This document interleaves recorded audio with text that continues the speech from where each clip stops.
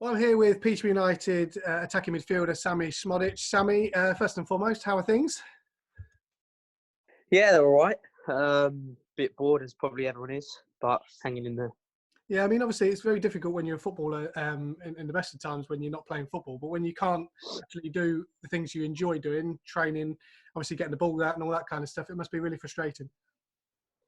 Yeah, it is hard. I never thought I'd say I actually miss it. Like you're not in a routine. I'm not in a routine. I wake up whenever I go to bed. Whenever we have obviously our individual work to do. But again, that lasts an hour, 2 hours max. So again, you've got the rest of the day. But it's so important to keep fit. But it's tough considering obviously the rules and like the regulations about going outside and all that. It is tough. But yeah, listen, it's all right. It's going all right. I haven't gone insane yet, so.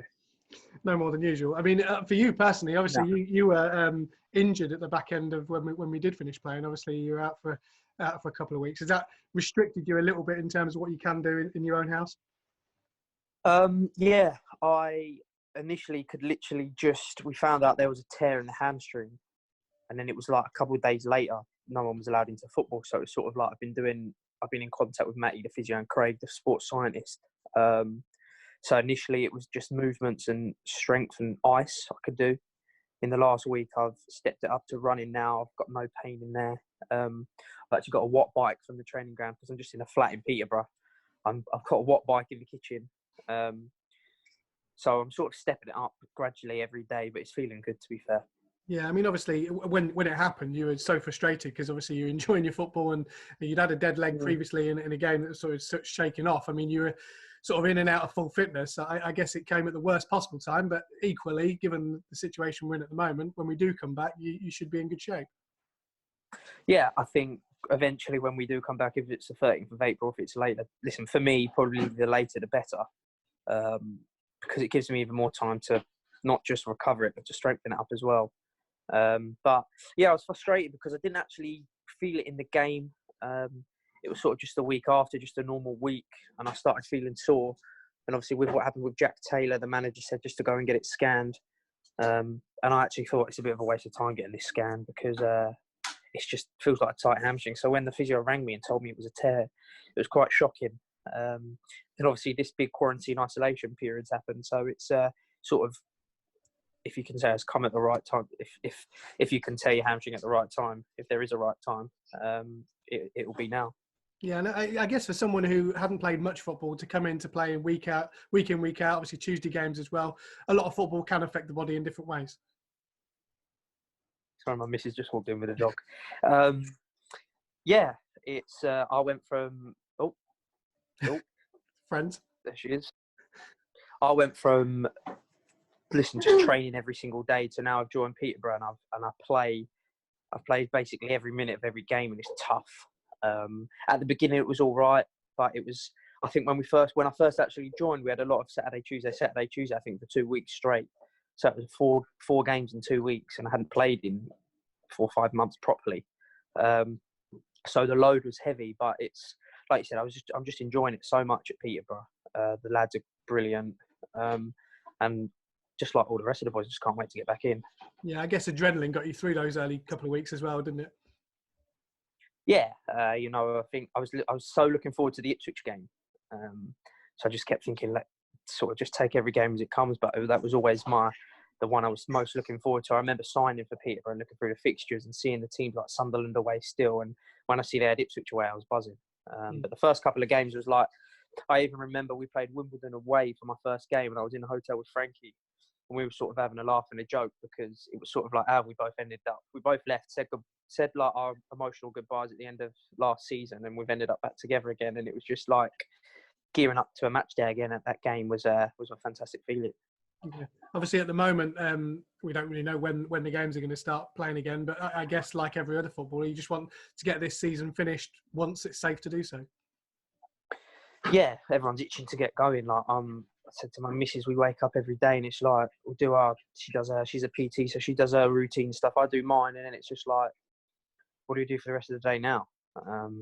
So I can't wait even just to be around other people again, like just to get back in the change room and like get involved in the banter again and get the games going. I'm not looking forward to, obviously, if we have to have a little mini pre-season to get going again. But listen, however we can finish the season in the safest way possible is what we'll do. Yeah, and I guess it's a really weird situation for a loan player more than anybody else, really, because obviously when you first signed, you thought you were going to be here, obviously, until the end of the season, which was going to be May, and then you could forecast from there. I guess you're a little bit in limbo because you don't know when that's going to finish and how the loan's going to work. Well, yeah, I never thought I'd be, when I signed, be stuck in a flat in Peterborough, not really being able to leave. The club sorted me out fantastically with the flat. Moved down here from Bristol with obviously my missus and the dog, but never did I think I'd be stuck here, not sort of being able to leave when home is really only an hour and a half away. But listen, it is what it is. Like I said, the best way to finish the season is the safest way. But like I said about my hamstring, it gives me a lot of time to just recover and strengthen that.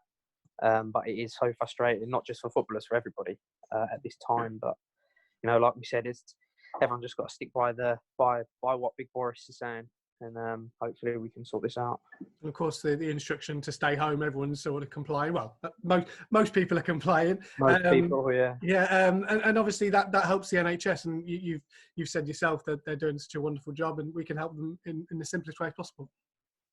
Yeah, it's fantastic. My mum used to be a nurse, and I used to see the hours she'd put in, so I can't imagine the strain that's going on the NHS at the moment. But we done, like I hope other people did. Me and the missus stood outside and clapped them at 8 o'clock the other evening. They're doing a fantastic job, and it's them that are keeping the country going, really. And are you missing Frankie? Is it hard being away from him? He actually rang me yesterday.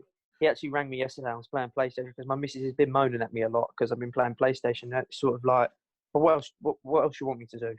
In the morning, we get up, we clean. I do my leg stuff, go for a run, do what we've got to do. And it's 11 o'clock in the morning, and it's just like, now what do we do?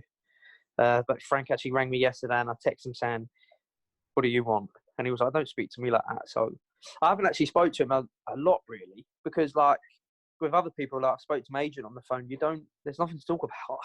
Yeah. In all seriousness. Like, I can't speak about what Frank done what Frank done at the weekend. Like, there's nothing to really talk about.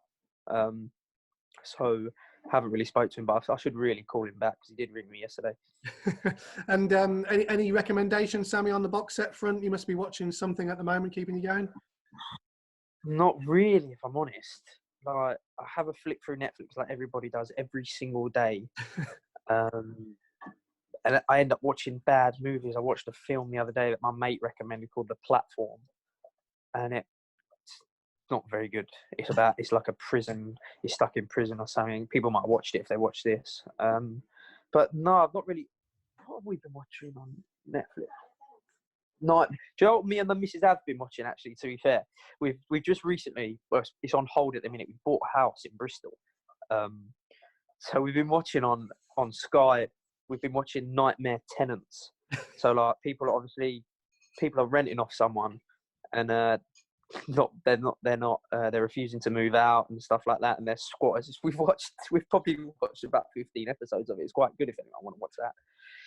That's the only thing we're watching, stuff like that.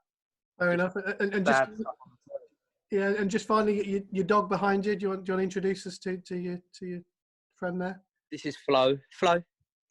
This is Flo. She travels around the country with me and my missus wherever we go. When we went to Bristol, when we were in Essex, now we're in Peterborough. She comes with us. So she's just a lazy pug. She's actually always goes out with Pimmy, my missus, and Pimmy's missus always take the dogs out.